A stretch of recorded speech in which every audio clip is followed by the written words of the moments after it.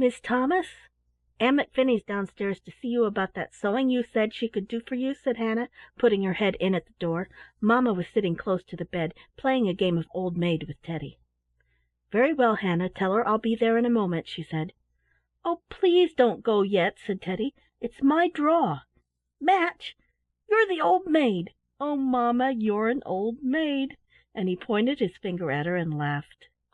"Why, so I am," said mamma. "Now you can shuffle the cards, and when I come back we'll have another game." "Don't stay long," begged Teddy.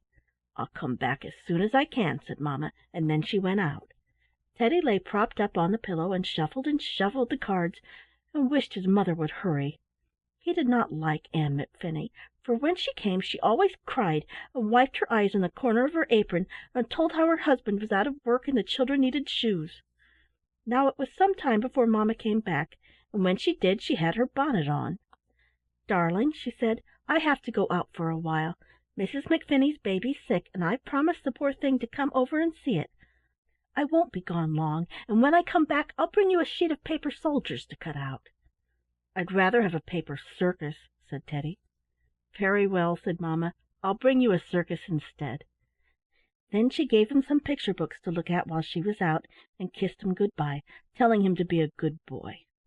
She went out through the next room, and he heard her pause to wind the music box and set it playing. "There," she called back to him, "you'll have the music to keep you company," and then she went on downstairs.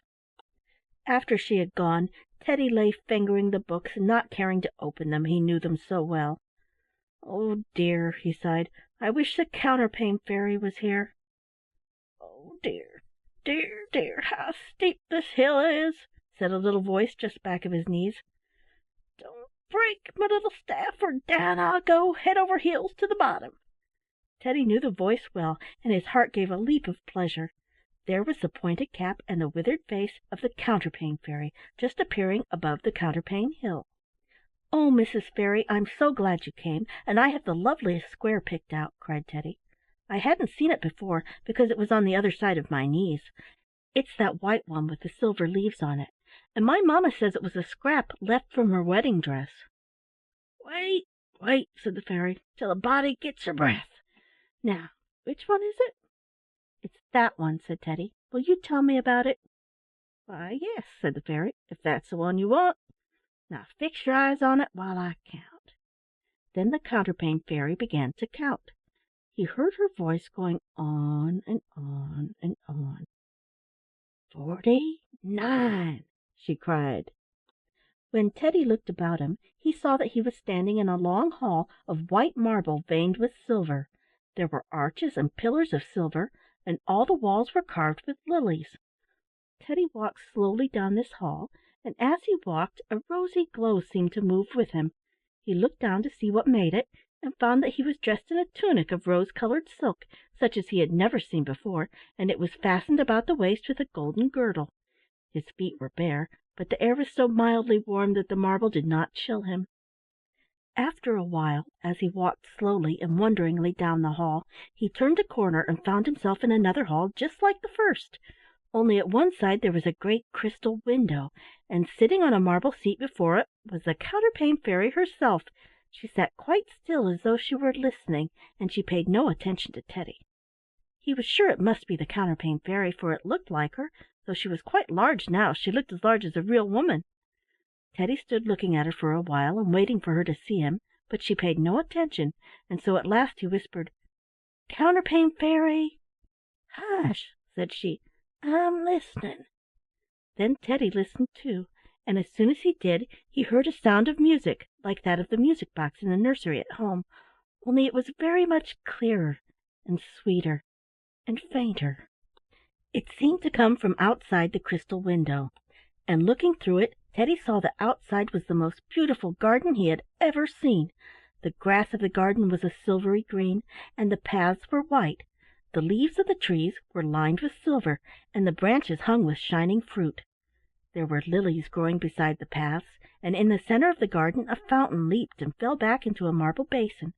The water sparkled as though it were made of diamonds, and as Teddy listened he knew that the music he heard was the voice of the fountain. Presently it ceased, and then the fairy turned to him and smiled. "Oh, Counterpane Fairy," cried Teddy, "may I go out into that garden?" "That I don't know," said the fairy, "but if you want to get there the best thing for you to do is find Starlein and Silverling, for they are the only ones who can show you the way into the garden." "Where are they?" asked Teddy. "I can't tell you that either," said the fairy, "but they're somewhere in the halls." "I'll go find them," cried Teddy, and without waiting any longer he turned and ran down the hall as fast as he could. He was in such haste to find them and get them to show him the way into the garden. On and on he ran, through one hall after another, through arched doorways and along echoing corridors, until he felt all bewildered and out of breath. All the time he was running he seemed to hear the music of the singing fountain in his ears, but whenever he stopped to listen everything was still. He was so out of breath that he had begun to walk, when turning another corner he suddenly saw before him a little girl who he somehow felt sure was Starlein. Her hair was of a silvery yellow, and was like a mist about her head. She was very beautiful, and was dressed from head to foot in silver that shone and sparkled as she moved. Around her was flying a flock of white doves, and she was playing with them and talking. As soon as she saw Teddy she cried out, "Oh, it's a little child!" and running down the hall to him, with her doves flying about her, she put her little hands on his cheeks and kissed him. Then she stood back and looked at him with her hands clasped. "You dear little boy," she said, "where did you come from?" "I came through the White Square," said Teddy. "I don't know the White Square," said the little girl, "but I'm glad you came. I haven't had anyone to play with since Silverling went away." "Where has Silverling gone?" asked Teddy. "I must find him." The little girl shook her head. "I don't know," she said. "We quarrelled once and he went away. He must be in some of the halls, but I've been hunting and hunting ever since, and I can't find him." Then Teddy told her how the Counterpane Fairy had said that he must find Silverling and Starlein, and that then perhaps he could get into the garden where the singing fountain was. The little girl shook her head again. "I am Starlein," she said, "but I can't take you into the garden, because I have never found the gate into it since Silverling went away." And she went over and sat down on a marble bench beside the wall, and all the doves settled about her on her knees and shoulders. "Never mind," cried Teddy bravely. "You wait here, and I'll go and find him. I found you, and I'll find him too." Turning, he ran down the hall, and through an arched way into another hall, and there, far, far down at the other end, he saw a little boy dressed in silver, who was tossing a silver ball up into the air and catching it again. When he saw Teddy he slipped the ball into his pocket and ran to meet him, leaping with delight and clapping his hands. "Oh, little boy!" he cried, "will you come and play with me?" "Are you Silverling?" cried Teddy breathlessly. "Yes," said the little boy. "Then come, come quick!" cried Teddy. "Starlein is just around the corner, and she is waiting for you to come and show us the way into the garden where the singing fountain is." He caught Silverling by the hand, and without another word they ran as fast as they could up the hall and around the corner, through the silvery archway and into the other hall. There Teddy stopped short, looking blankly about him. Starlein was gone. Silverling shook his head sadly. "I knew how it would be," he said. "I've been hunting for her ever since we quarrelled, but I can't find her, and I can't find the way into the garden of the singing fountain either." "What did you quarrel about?" asked Teddy. "We quarrelled about this," said the little boy, touching a slender golden chain that hung around his neck. "We found it in the garden, and we quarrelled about who should wear it, but I'd be so glad to give it to Starlein now if she would only come back again." "Well, wait," said Teddy. "She can't be far away, and I'll go and find her." "No, no!" cried Silverling. "You can't find her, and I'll lose you too. Stay here a while, little boy, and play with me, for I'm very lonely. Look, let's play with my silver ball." And taking it from his pocket he tossed it to Teddy. Teddy caught it and threw it back to him, and so they played together in the marble hall, tossing the silver ball and shouting with laughter. At last Silverling missed the ball, and as it rolled on down the hall he ran after it, stooping and trying to catch it, but always just missing. Teddy shouted and clapped his hands, jumping up and down with his bare feet, and then he stood still watching Silverling as he ran far, far down the hall. As he stood thus, suddenly he heard from just around the corner the cooing of Starlein's doves. He did not stop a moment, but turning, ran around into the next hall, and there, sure enough, was Starlein with her doves about her. "Oh, little boy!" she cried. I was afraid I had lost you." But Teddy caught her by the hand. "Come quick," he cried. "I have found Silverling." They ran together into the hall, where a moment ago Silverling had been playing with the silver ball, but it was vacant now. Silverling was gone. "Well, I never!" said Teddy. Then he turned to Starlein. "Starlein, you shouldn't have gone away when I told you not to."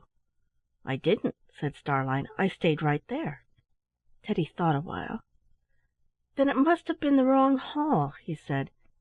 "But never mind, I'll find him again, and this time I'll surely bring him to you. Only wait here, no matter how long it is." "Stop! Oh, stop!" cried Starlein. She caught one of her doves in her hands and held it out to Teddy. "Here, little boy," she said, "take this with you, and if you can't find me again, give it to Silverling, and tell him he is to keep it for his very own." "Yes, I will," said Teddy, and he took the dove and put it in the bosom of his tunic, and it nestled there, all warm and soft and still. Then he turned and walked quietly down the hall and into another. He went on and on, but he did not run and jump now, for he was thinking. After a while, when he turned into another hall, he once more saw Silverling at play with his silver ball. "Did you find her?" cried Silverling eagerly. "Yes," said Teddy, "I found her, and she sent you a dove for your very own. But, Silverling, I think this. I think the only way for us ever to find her together is for us to set the dove free and to follow it when it flies back to her." "But we couldn't follow it," said Silverling. "It would fly so fast that it would be out of sight in a minute." "I know," said Teddy, "but we could tie something to it." "What could we fasten to it?" asked Silverling. The two little boys stood looking about them and wondering what they could use. Suddenly Teddy clapped his hands so the dove in his tunic started. "We'll fasten the end of your golden chain to it," he cried. No sooner said than done.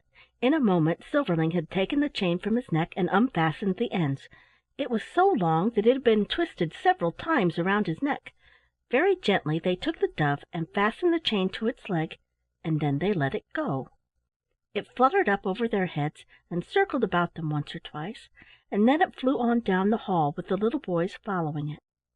They turned many a corner and went through many a door, and at last they came into a hall, and there was Starlein waiting for them with her doves about her. "Oh, Starlein!" cried Silverling. "Oh, Silverling!" cried Starlein. They ran to each other and threw their arms about each other's necks and kissed, while the white doves flew circling about them. Then they told each other how sorry they were that they had quarrelled, and that they would never do it any more, and then they kissed again. "And you may have the golden chain, Starlein," said Silverling. "No, no, you must keep it," said Starlein. "Oh, I know what we'll do," cried Silverling. "We'll give it to this little boy, because if it hadn't been for him we wouldn't have found each other." "Oh, yes," said Starlein, but Teddy held up his hand. "Hush!" he whispered. "Don't you hear it?" Then they all listened, and sweeter and clearer than ever before they heard the voice of the singing fountain in the beautiful garden. "It is the fountain!" cried Starlein and Silverling, half fearfully. They each caught Teddy by the hand, and all ran down the hall together, and the very first corner that they turned they found themselves at the door of the garden. The wind was blowing the lilies, the fruit on the wonderful trees shone and glistened in the sunlight, and the fountain— ah! The fountain was no longer singing, for the music box in the nursery had run down. Teddy looked about him. Instead of the garden, there was the flowery India room. The clock ticked, the fire crackled. He was back in bed once more, and he heard mamma speaking to Hannah in the hall outside, so he knew she was home again. "That is the end of that story," said the fairy of the counterpane.